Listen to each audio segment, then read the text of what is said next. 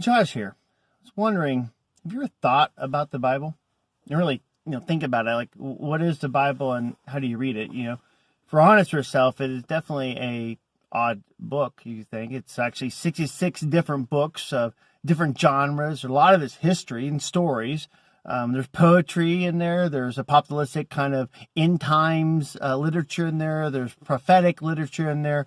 There's lots of different literature in those 66 books and more than 40 different authors over a span of, hundreds and even some cases thousands of years.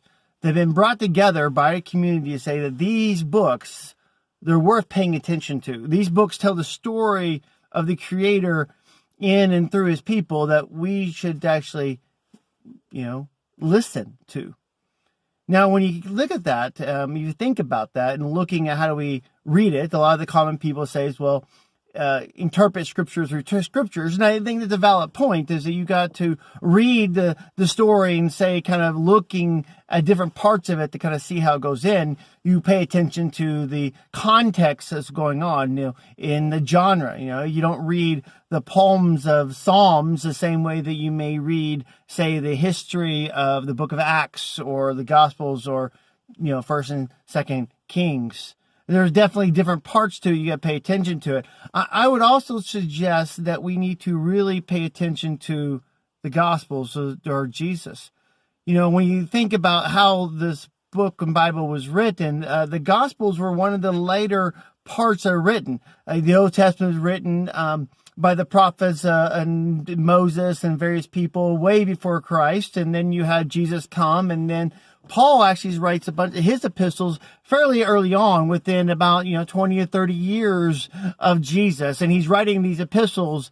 And then along the lines, you had Mark, and you had Luke and John and Matthew, and they wrote their gospels, the gospels according to Mark, Luke, John, and Matthew, and they wrote them, I think, to really kind of remind us of the story of Jesus. So it would have been easy to pay attention to say, hey, we have Paul, and Paul's this great theologian. He's this great man. He has some really good stuff, and we should just focus on what Paul says. And after all, Paul was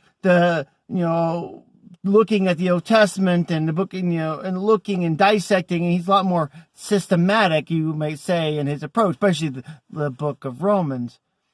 But for some reason, the church said, no, that's not enough. We need the story of Jesus, and we need to remember what he did. And so they wrote this good news, and they did focus on his death and resurrection, because that was this big function, this big deal that, wow, he died and he came back, and this is the teachings that he taught us, and we should actually, follow these teachings.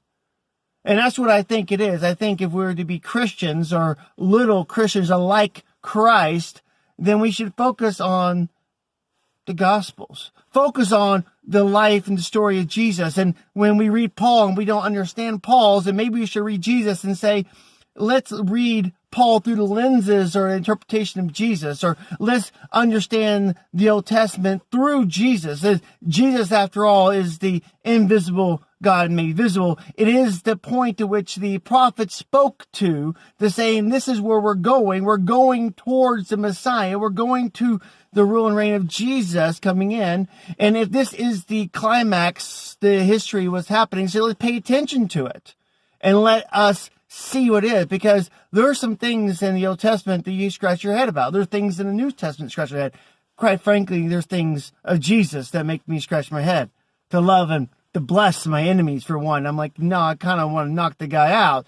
But Jesus said, no, love and bless your enemies.